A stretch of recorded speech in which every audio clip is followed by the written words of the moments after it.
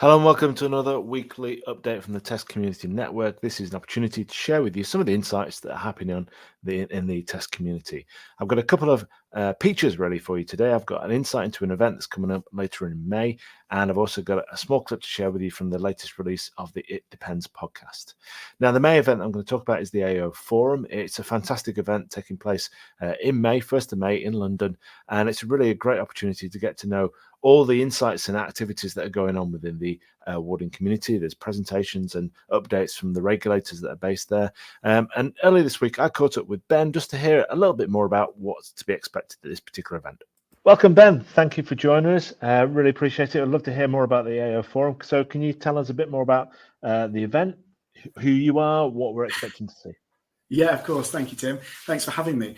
So yes, my name is Ben Smith. I am the chairman of the AO Forum, which we've been holding annually in London for the past 10 or so years.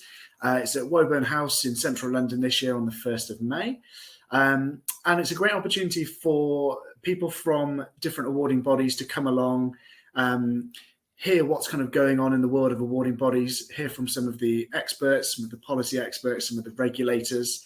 Our first talk of the day, for example, is with IFATE, and they're going to kind of give an update, really, review cycles, how to engage employers, insights, and hopefully just give a bit of an insight into apprenticeships and what's coming up, and hopefully just help people from awarding bodies along the way, really. It's going to be quite a year of change, really, isn't it? Potentially, if we get a different government. Have you got anyone coming in to talk about kind of what might happen there politically? Yes, yeah, it's hard to know what's going to happen and what the shape of the world could look like over the next year. But we've got a chap called Steve Besley, who's kind of a leading educational policy expert coming along to sort of talk about there's an election on the way and what might happen to my awarding body if there's a government change. So that would be really interesting. Just hopefully be able to give a bit of insight into, if it's a Labour government that comes in, what might that look like? Is there going to be a focus on qualifications or apprenticeships? So yeah, hopefully be able to give a bit of insight and prepare people for what might be coming.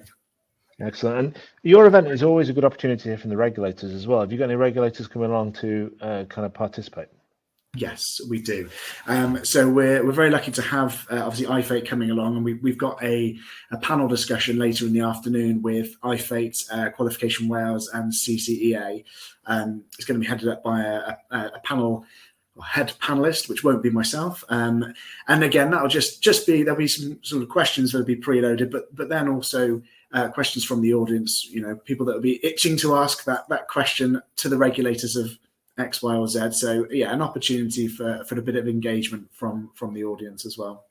Excellent. And timing wise, your event is always good because it's kind of early in the season. We obviously look forward to events like FAB and things later on in the season where it may even be, I think timing wise, it might be that the government has been announced at that point. But for yours, in kind of the warm up, what kind of audience are you expecting to kind of come along to this event? It's a real mixture, to be completely honest with you, Tim. It's normally a sort of array of different roles and responsibilities at awarding bodies. So there'll be responsible officers, people in compliance, people kind of throughout the sort of the education industry, really. I suppose anyone that kind of works within an awarding body or an EPAO that wants a bit more information about the way of the land. As you said, we work with FAB, so we try and stagger it so it's not too close to the FAB conference, which is sort of normally end of the year, and it's a bit sunnier, hopefully, in the 1st of May. It'd be nice weather, not cold and miserable. So yeah, a good opportunity to get together and see the sort of some of the faces that you see at other conferences, catch up with people as well. So yeah, it's always a really, really good event, and nice to see new faces as well as existing faces. Excellent. I think that's definitely going to draw everyone. If we're forecasting sunshine for the 1st of May, yeah. I desperately need some sunshine, I tell you. Even when I was in LA 2 weeks ago and it rained all the time there. So yeah. It'll be good. Yeah, I can't. I need to put a disclaimer on that. I can't guarantee it's going to be good weather. But yeah, no, you've said it now. We're expecting sun. So please do, I think, attend the AO Forum. Thank you, Ben, for joining us, and thank you very much. And I look forward to seeing you soon. And I'd like to get you back on to hear more about it as it goes. Yeah, that'd be great, Tim. Thanks very much for having me, and I'm sure I'll see you and hopefully other people there in May. Excellent. Thank you, Ben. Cheers, Tim. Excellent. Thank you for that, Ben. That's brilliant. So I really do recommend you attend that conference. There's going to be a link within the notes for this episode. So please do follow that link. It's not an expensive event to attend either. So it's a really good opportunity to network. Now, the other big news this week is the latest episode of It Depends is out. This is the ultimate guide for people who don't want to be psychos, just want to understand psychometrics. And this time, myself and Amanda were talking about cut scores. And here's a little bit of clip to give you a bit of an insight as to what to expect. Score. So, Amanda, should the cut score be 70?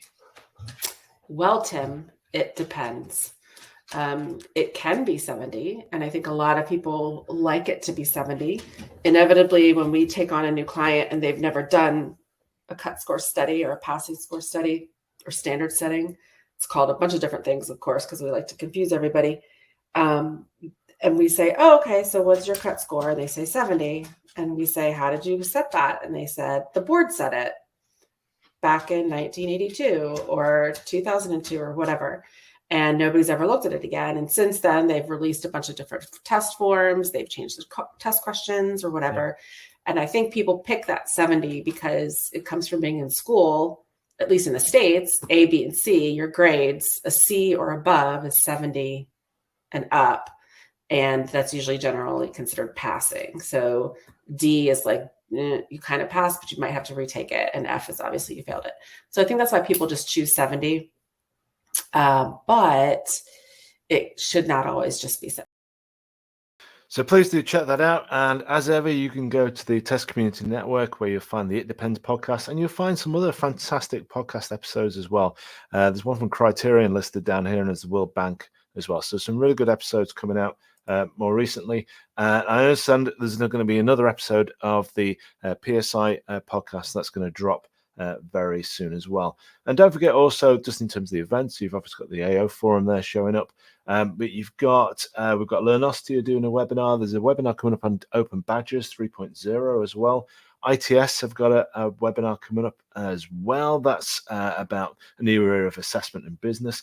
So there's lots of events to sign up and get involved in. So I hope that's been useful. I hope to see you soon. If you are going away on your holidays, I know some of you are going away on spring break, then enjoy that and have a wonderful time. And I'll speak to you soon. Thank you very much and bye-bye.